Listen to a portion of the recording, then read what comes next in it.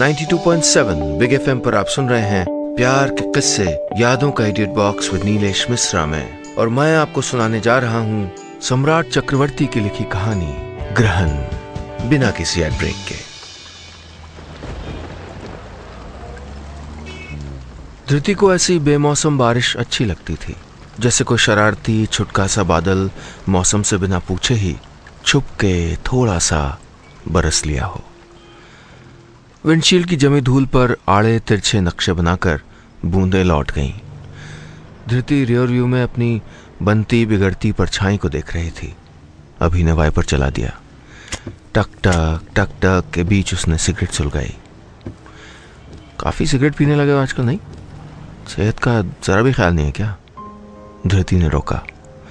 कहाँ, लंच के बाद ये दूसरी है। अभी ने फजूल सी सफाई दी। धृति ने खिड़की का शीशा नीचे किया।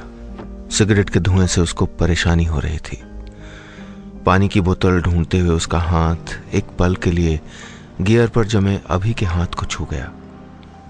किसी ने उस पल को रोका नहीं, जाने दिया। ये पल आज भारी था, वीरान, गुमसुम, कहे सुने समझे जाने के फर्क को मिटाने में उलझा हुआ, थका हुआ सा पल। कल यही पल कुछ और था, चंचल, नासमझ, आबाद। 6 साल पहले मिले थे अभी और धृति। दोनों अंबेडकर यूनिवर्सिटी के स्टूडेंट्स थे।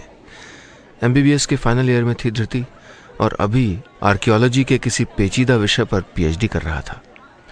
अक्टूबर के इंटर फैकल्टी कल्चरल फेस्टिवल में त्योहार का माहौल होता था। इसी दौरान कविता, नाटक, गाने बजाने, चाय, सैंडविच के बीच मुलाकात से बातचीत और फिर दोस्ती का सिलसिला चल पड़ा था। धीरे धीरे मामला संजीदा होता गया। आसार तो कई दिनों से नजर आ रहे थे, पर इस बात को मानने में जनवरी बीत गया। भाई, प्यार कोई बर्गर नूडल थोड़े है, प्यार तो बिरयानी है। धीमी आंच पर देर तक पके तब कहीं जाके स्वाद चढ़ता है। कभी कॉमन फ्रेंड्स के साथ फिल्म देखने के लिए सिटी सेंटर चले जाते, फिर आधी फिल्म में धृति ये कह के उठ जाती कि हॉस्टल जल्दी पहुंचना है। उसके पीछे पीछे अभी 4-5 किलोमीटर दोनों पैदल चले आते थे। बातों बातों में पता ही नहीं चलता था। कभी किसी बोरिंग से सेमिनार में एकदम पीछे की रो में अगल बगल सीट्स तलाश कर फजूल की बातें करते थे। उन दिनों एक दूसरे से मिलने का बहाना ढूंढ लेते थे वो। कॉफी की गर्माहट ओढ़े एक रोज दोनों बैठे थे कि अभी ने धृति का हाथ अपने हाथ में लिया। पहली बार एक पल को धड़कनें तेज हुई। चंचल, सहमा सा, आबाद सा पल। फरवरी की एक ढलती दोपहर बस गवाह रह गई। सुनो, मुझको कल गोमुख से एक रॉक सैंपल कलेक्ट करना है। हमारे गेस्ट हाउस से बस 20 मिनट का रास्ता है। अभी की आवाज से धृति गाड़ी में लौटी। एक सेकंड रुक के धृति ने कहा, इसीलिए पहाड़ी आने का प्लान बनाया था ना? पहाड़ी आने का प्लान तुम्हारा था, मेरा नहीं। वैसे जा ही रहे तो ये काम निपटा लेने में क्या प्रॉब्लम है? प्रॉब्लम यह है कि तुम ही ने कहा था 3 दिन तक हम अपने अपने काम को इस वेकेशन से दूर रखेंगे। उनकी झड़प से उकताकर सूरज भी जल्दी डूब गया। अभी और धृति के रिश्ते में भी ढलने का रुख था। उतार चढ़ाव तो हर रिश्ते में आम है, पर जब आम बातें ही खटकने लगे तो रिश्ता बिखरने लगता है। बस 3 ही साल तो हुए थे दोनों की शादी को। ऐसा क्या बदल गया था कि धागे टूटने लगे थे, कि बेहिसाब बातों की जगह गुच्छा गुच्छा खामोशी ने ले ली थी। इस बात को समझना जरूरी था, इसलिए तय हुआ कि सारे काम छोड़कर कुछ दिन दोनों साथ बिताएंगे। शहर से दूर निकल पड़े थे दोनों पहाड़िया की ओर। यार्ड शहर से 300 किलोमीटर दूर एक छोटा सा शांत हिल स्टेशन। रात हो चली थी। गेस्ट हाउस अभी 50-60 किलोमीटर दूर था। अचानक अभी ने जोर से ब्रेक दबाया। गाड़ी झटके से रुकी। धृति के गले से निकलती चीख बीच में ही घुट गई। बीच सड़क पे एक आदमी खड़ा था, हेडलाइट की तेज रोशनी और खून से लथपथ। आप सुन रहे हैं प्यार के किस्से यादों का edit box with Nilesh Mishra में, सिर्फ 92.7 बिग एफएम पर। धृति ने जोर से अभी की कलाई पकड़ ली। उसने चीखना चाहा पर हलक सूख गया था, आवाज नहीं निकली। पसीने की बारीक बूंदें अभी के चेहरे पे खेल गईं। चीथड़े में लिपटा खूंखार वो आदमी चीख रहा था। बिखरे हुए बाल, कपड़ों पे खून के धब्बे, सुर्ख आंखें, मौत की एक झलक थी उन आंखों में। अजीब सा कुछ कहते हुए वो हाथ हिलाकर जंगल की ओर इशारा कर रहा था। फिर हाथ जोड़कर चिल्लाते हुए गाड़ी के बोनट पे धड़ धड़ मारने लगा। कांपते होठों से कुछ बोल रहा था। फिर अचानक सामने से हटकर वो धरती की तरफ लपका, बंद शीशे को जोर जोर से पीटने लगा। अगले सेकंड तक अभी गाड़ी को गियर में डाल चुका था। स्पीडोमीटर की सुई तेजी से घूमती हुई उनको इस खौफनाक मंजर से दूर लेके जा रही थी। आधे घंटे तक दोनों के होंठ सिले रहे। एक लफ्ज तक नहीं बोला गया। गाड़ी सीधे गेस्ट हाउस जाके रुकी। अभी ने धरती को पानी की बोतल बढ़ाई। दोनों की सांसें अभी भी कमजोर थीं। गाड़ी से उतरते हुए धरती ने बस इतना कहा, वो शायद कुछ कहना चाह रहा था। अभी ने गेस्ट हाउस की बुकिंग पहले से ही कर रखी थी। केयरटेकर मनोज सिंह से चाबी लेकर जब तक बैरे ने सामान पहली मंजिल तक पहुंचाया, रात के 9 बज चुके थे। नहा धोकर अभी ने इंटरकॉम पे खाना ऑर्डर किया। धरती एक कोने में सहमी सी बैठी थी। तुम ठीक हो ना? अभी को धरती की फिक्र होने लगी थी। अपनों से नाराजगी तो होती है, पर उनकी परवाह करना छोड़ थोड़े सकते हैं। इस हादसे से कुछ देर के लिए ही सही फासले मिटने लगे थे। वो कुछ कह रहा था। धरती बड़बड़ाई। कौन? वो आदमी। अरे तुम अभी भी उसके बारे में सोच रही हो? कुछ नहीं बोल रहा था, बस चिल्ला रहा था। पागल था वो। उसके कपड़ों पे ताजे खून के धब्बे नहीं देखे तुमने? अरे जरूर किसी ने मारा होगा उस पागल को। लेकिन अगर धरती अब बस करो, अभी ने धरती की बात काटते हुए कहा। एक बात को लेकर अड़ जाती हो बस। सूटकेस से तौलिया निकालकर धरती बाथरूम में चली गई। जब वो निकली, अभी अपनी कुछ फाइल्स पलट रहा था। तुम यहां पहले कभी आए हो? शादी से पहले? धरती ने अचानक पूछा। नहीं तो क्यों? अभी ने अनमने से जवाब दिया। कुछ जानते हो इस एरिया के बारे में? ज्यादा कुछ नहीं, पर सुना है डाकुओं का बड़ा खतरा है हाईवे पर। अच्छा, इसीलिए वहां से पास करते हुए तुम डर रहे थे? खाली कुर्सी पर तौलिया पसारते हुए धरती ने पूछा। हाँ, मैंने जानबूझ के तुमको नहीं बताया। उस रूट पे जहां आदमी दिखा था ना, उस 8-10 किलोमीटर के स्ट्रेच पर रात को गाड़ी रोक के लूटपाट, मर्डर आम बात है। पर अकेला, निहत्था? धरती ने कुछ सोचते हुए कहा। जरा केयरटेकर को बुलाना। केयरटेकर मनोज ने पूरी बात सुनी। उसके चेहरे पर शिकन थी। वो बोला, मेरे ख्याल से वो डाकू नहीं था, शायद कोई आदिवासी होगा। आदिवासी? हम पे हमला क्यों करेगा? अभी ने पूछा। मनोज धरती की ओर मुड़ा। मैडम, क्या बताया आपने? क्या कह रहा था वो? साफ साफ समझ तो नहीं आया, पर बार बार बोइदो और शायद जीनिया जैसा कुछ कह रहा था। हे भगवान, मनोज के मुंह से एकाएक निकला। क्या हुआ? धरती ने पूछा। कुछ नहीं मैडम, गुड नाइट, कह के मनोज जाने लगा। अरे बताओ तो क्या बात है? अभी ने कहा। सर जी, इधर एक तरह की जंगली मकड़ी होती है। देसी लोग उसको जीनिया कहते हैं। उसका जहर जानलेवा होता है, मनोज ने कहा। वो आदमी शायद डॉक्टर ढूंढ रहा था। आप सुन रहे हैं प्यार के किस्से, यादों का edit box with Nilesh Mishra में, सिर्फ 92.7 बिग एफएम पर। कमरे में कई मिनटों तक खामोशी छाई रही। केयरटेकर मनोज ने चुप्पी तोड़ी। आप लोगों ने सही सुना था। डॉक्टर या वैद्य को ये आदिवासी बोइदो कह के बुलाते हैं। कहाँ रहते हैं ये लोग, ये आदिवासी?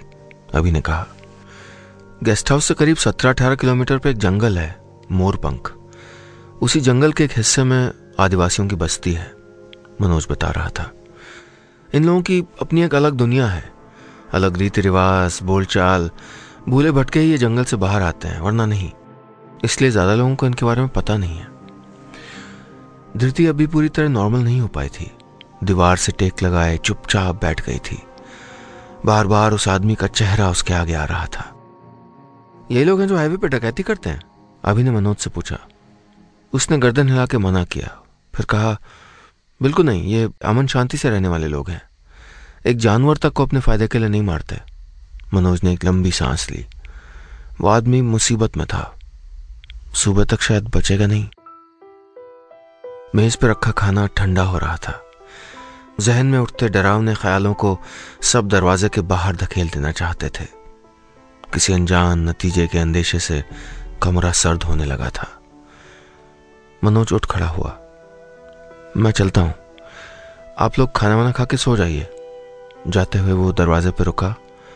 और हाँ सर जी, इस बात को अब आप लोग भूल जाएं तो अच्छा है। घूमने आए हैं, बेकार में छुट्टी खराब करके क्या फायदा। गुड नाइट कह के वो चला गया। अभी ने टीवी का रिमोट उठाया, कुछ देर तक उसको टटोला, घुमाया फिराया, फिर वापस रख दिया। ऐसे मौकों पे न जाने क्यों शब्द नदारद होते हैं। वो उठ के डाइनिंग टेबल तक गया। ठंडी दाल परोसते हुए उसने धृति को आवाज लगाई, आओ खाना ठंडा हो रहा है, तुम खा लो। एक कमजोर सी आवाज आई, धृति मैं जानता हूं तुम डिस्टर्ब्ड हो, पर शाम से तुमने कुछ नहीं खाया, प्लीज कुछ खा लो। एक आदमी वहां मर रहा था और हम, धृति ने कहना चाहा। हम क्या करते धृति, मुझको भी बुरा लग रहा है, पर वो आदमी पागल हो चुका था। तुम्हारे इतने करीब मौत खड़ी हो तो तुम क्या करोगे अभी? अभी चुपचाप बैल्कनी में चला गया। चांद को भी आज किसी ने आधा ही उगने दिया था। बेमन से एक देवदार की ऊंची डाली पर चढ़ के बैठा था। शायद मूड ऑफ था उसका। धृति गलत तो नहीं है, पर इतना जज्बाती क्यों हो जाती है? फिर अचानक से बिल्कुल रूखी सूखी बेपरवाह सी। अभी मन ही मन सोच रहा था, खैर मैं भी तो कितना बेसब्र हूं। दोपहर को लाइब्रेरी से हॉस्टल पहुंचने में अक्सर अभी को देर हो जाती थी। मेस का खाना खत्म हो जाता था। शाम को धरती से मिलने जब वो गर्ल्स हॉस्टल के नीचे पहुंचता तो ऊपर अपनी खिड़की के इशारे से वो पूछती, खाना खाया? वो सर हिला के ना कहता तो फिर इशारा करती, बस 2 मिनट रुको मैं अभी आती हूँ। कभी ब्रेड और अंडा, कभी नूडल्स, कभी खुद के टिफिन से बचाया हुआ पराठा सब्जी। कुछ न कुछ जरूर जुगाड़ कर लाती थी धरती। फिर दोनों साथ बैठ के खाते थे। अभी को अच्छा लगता था। कभी तो जानबूझ के वो लंच छोड़ देता था, और आजकल 1 से ज्यादा 2 बार धरती फोन करके पूछ ले कि खाना खाया, तो वो चिढ़ जाता था। क्यों इतना बेसब्र हो गया था वो? तभी एक आहट सुन के अभी पलटा। पीछे धृति खड़ी थी। खाना खा ले? अभी ने पूछा। अभी मुझको वहां जाना पड़ेगा। धृति की आवाज बिल्कुल साफ थी। क्या तुम साथ चलोगे? आप सुन रहे हैं प्यार के किस्से, यादों का edit box with Nilesh Mishra में, सिर्फ 92.7 बिग एफएम पर। अभी को उसकी बात समझने में थोड़ा वक्त लगा। उसने धृति से कहा, तुम पागल हो गई हो? इस वक्त वहां जाने का मतलब समझती हो? अभी बहस करने का कोई फायदा नहीं है। तुम्हारी बीवी होने से पहले मैं एक डॉक्टर हूं। साथ चलना तो चलो, वरना मैं अकेली भी जा सकती हूँ। धृति ने मुड़कर टेबल से गाड़ी की चाबी उठाई और अपने पीछे धम से दरवाजा बंद करते हुए बाहर निकल गई। जब तक अभी इस झटके से उबर पाता, धृति नीचे पहुंच चुकी थी। किसी तरह दरवाजा खोलकर वो तड़ तड़ सीढ़ियां उतरने लगा। पार्किंग तक पहुंचकर हाँफते हुए उसने आवाज लगाई, धृति रुको। धृति गाड़ी का दरवाजा खोलते हुए रुक गई। ये क्या बचपना है, ऊपर चलो। नहीं, तुम जाके सो जाओ, कह के वो पलटने लगी। अभी ने उसकी बाह पकड़ ली। तुम्हारी इसी बात से मुझको सबसे ज्यादा चिढ़ है। 1 सेकंड में कुछ भी डिसीजन ले लेती हो। एक इंसान वहां मर रहा है अभी, ये वक्त नहीं है। अरे वो कहां मिलेगा उस अंधेरे जंगल में? पता नहीं अब तक जिंदा भी है कि नहीं। इतनी रात में वहां डाकू, जंगली जानवर, कुछ भी हो सकता है धरती। कुछ भी हो अभी, उसकी जिम्मेदारी मेरी है। तुम जाओ। अरे बेवकूफी वाली बात मत करो। अच्छा सुबह होने तो मैं खुद तुमको वहां ले चलूंगा। अभी के तरकश का ये आखिरी तीर था। वार खाली गया। धृति मुड़कर गाड़ी में बैठने लगी। रुको, अभी ने पीछे से पुकारा, चाबी लाओ और उधर जाके बैठो। उसने धृति के हाथ से गाड़ी की चाबी छीन ली। बड़ी जिद्दी हो तुम, मेरी एक नहीं सुनती हो। बड़बड़ाते हुए अभी ने गाड़ी स्टार्ट की। धृति ने कुछ कहा नहीं, बस धीरे से अपना हाथ अभी के हाथ पे रख दिया। देखो अभी इतना गुस्सा और 2 मिनट में कैसे पिघल गई। पागल है ये लड़की, अभी सोच रहा था। माना बात बात पे बिगड़ती है, पर मान भी तो जाती है। शायद मैं ही मनाना भूल गया हूं। अभी ने धृति की ओर देखा। वो खिड़की से बाहर झांक कर अंधेरे को दिलासा दे रही थी। अभी एक काम करो, आगे पेट्रोल पंप से लेफ्ट ले लो। याद है मनोज ने कहा था इधर से एक शॉर्टकट है? होगा, पर हमको ये रास्ता मालूम थोड़े है। इस वक्त रिस्क लेने का क्या मतलब है? रिस्क तो हम ले ही चुके हैं ना। मेरी बात मानो, हमको जल्दी पहुंचना है। ठीक है, अब तो भगवान ही मालिक है, कहते हुए अभी ने स्टीयरिंग बाईं तरफ कच्ची सड़क की ओर मोड़ दी। धृति ने फर्स्ट एड बॉक्स और अपना मेडिकल किट चेक किया। अभी को उस टूटी फूटी सड़क को कोसने के बहाने धृति को 2-4 बातें सुनाने का मौका मिल गया था। करीब 10 मिनट बाद उनको सामने हाईवे नजर आया। अरे ये तो वही जगह है ना, वो देखो 60 किलोमीटर वाला माइलस्टोन। धृति ने दाईं ओर इशारा किया। हाँ है तो, गियर बदलते हुए अभी ने कहा। जैसे ही वो कच्ची सड़क छोड़कर हाईवे पे चढ़ने वाले थे, एक बड़े से पेड़ का तना गाड़ी के ठीक सामने आ गिरा। अभी ने जोर से ब्रेक दबाया। गाड़ी स्किड करती हुई सड़क के किनारे लगे माइलस्टोन से जा टकराई। इंजन बंद हो गया। धृति की आंखों के आगे अंधेरा छा गया। कुछ लोगों की टूटी बिखरी आवाजें उसके कानों तक पहुंच रही थीं। फिर सब शांत हो गया। थोड़ी देर बाद अभी को होश आया। उसका सर दर्द से फटा जा रहा था। बड़ी मुश्किल से उसने आंखें खोली। धुंधलाती नजरों से उसने देखा 4-5 लोग उनके आसपास खड़े थे, और तभी उसको एहसास हुआ कि हथियार बंद एक गिरोह ने उनको घेर लिया था। आप सुन रहे हैं प्यार के किस्से, यादों का edit box with Nilesh Mishra में, सिर्फ 92.7 बिग एफएम पर। बुरा सपना था शायद। अभी को पहला ख्याल यही आया। फिर उसको धृति का ध्यान आया। वो झट से मुड़ा। धृति का सर बाईं ओर को ढलका हुआ था। उसकी आंखें बंद थीं। एक सेकंड के लिए अभी का कलेजा मुंह को आ गया।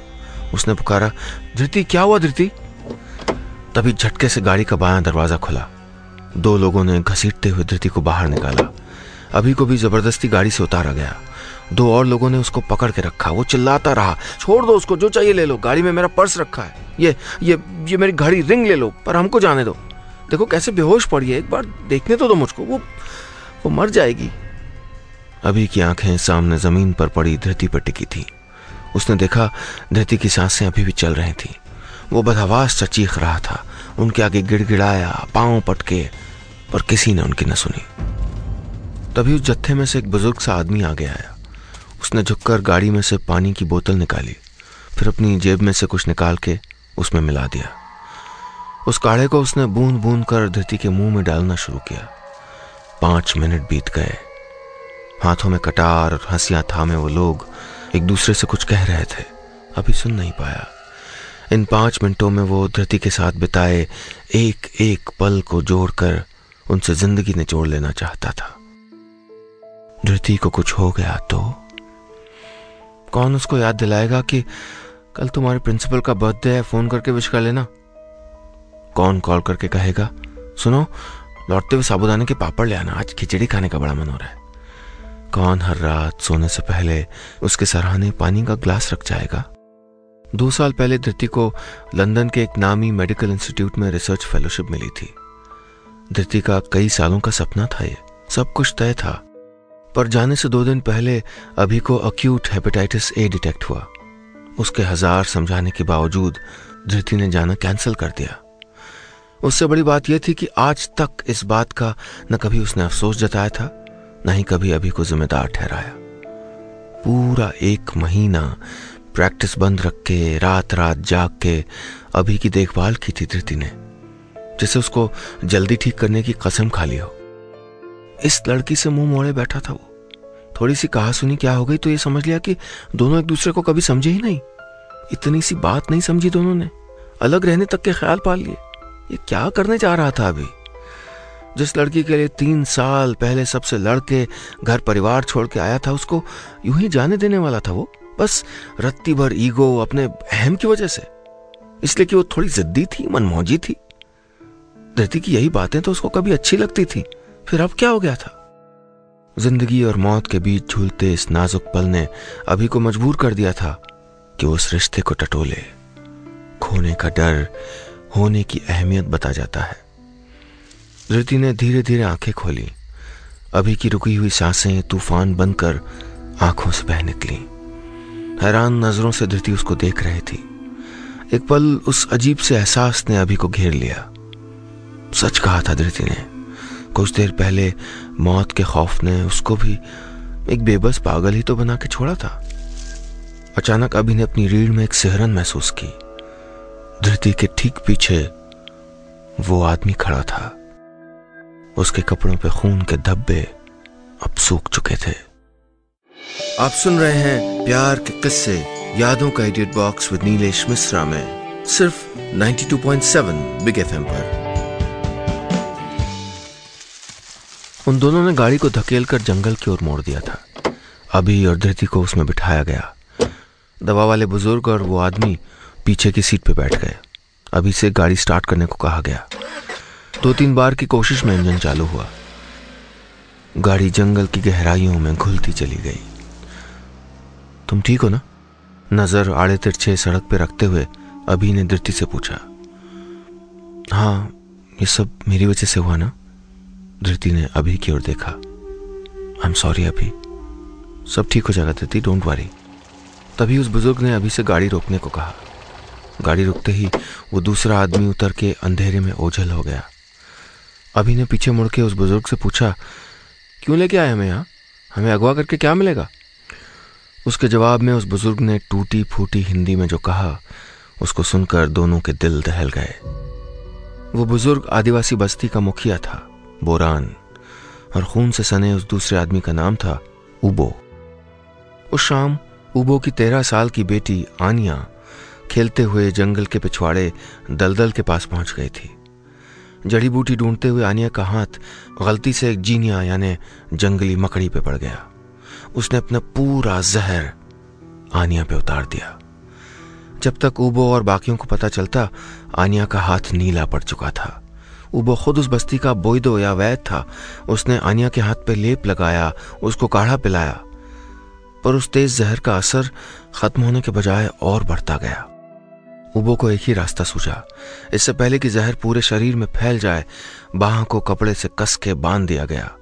उबो ने कोशिश की कि हाथ के एक हिस्से पे चीरा लगा के गंदा खून निकाल दिया जाए। आनिया दर्द से बेहोश हो गई।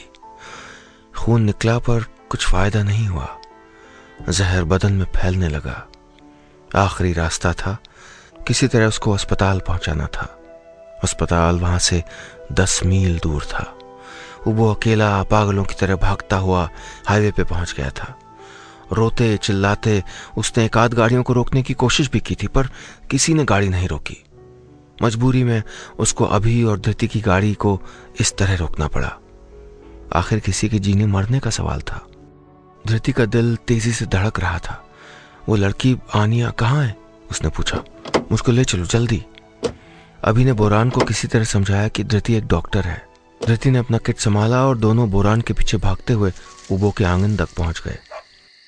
लालटेन की पतली रोशनी में उन्होंने देखा कि उबो एक फूल सी बच्ची को गोद में उठाने की कोशिश कर रहा था। धृति ने जल्दी से एक इंजेक्शन तैयार किया और आनिया को लगा दिया। अभी ने गेस्ट हाउस फोन करके अस्पताल का नंबर लिया। एम्बुलेंस को पहुंचने में अभी कुछ देर थी। 5 मिनट बाद धृति ने आनिया को एक और इंजेक्शन लगाया। फिर इंतजार। उबो हाथ जोड़े चुपचाप वहीं बैठा रहा। धृति ने देखा आसपास बस्ती के लोग सांस रोके खड़े थे। थोड़ी देर में बच्ची के चेहरे से नीलापन घटने लगा।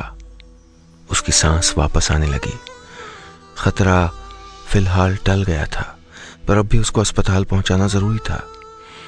अभी आनिया के सराहने बैठा उसके सर पे हाथ फेर रहा था। मन ही मन उसने ईश्वर से कहा, थैंक यू। उबो धृति का हाथ पकड़ के बेतहाशा रो रहा था। उसके मुंह से फूटते लफ्ज धृति समझ नहीं पा रही थी। जरूरत भी नहीं थी। अभी को बस इतना पता था कि उसकी धृति ने आज एक बाप को उसकी जिंदगी लौटाई थी। पौ फटने तक एम्बुलेंस आनिया को लेकर रवाना हो चुकी थी। धृति ने उगते सूरज से कहा, इस बच्ची का ख्याल रखना। बस्ती वालों से विदा लेकर अभी और धृति गेस्ट हाउस लौट रहे थे। चलते चलते दोनों की उंगलियां आपस में टकरा गईं। अभी ने धृति का हाथ अपने हाथ में ले लिया। भीगा चंचल आबाद सा वो लम्हा वहीं रुक गया। पहाड़िया के आंचल में महफूज हमेशा के लिए। बस इतनी सी थी ये कहानी।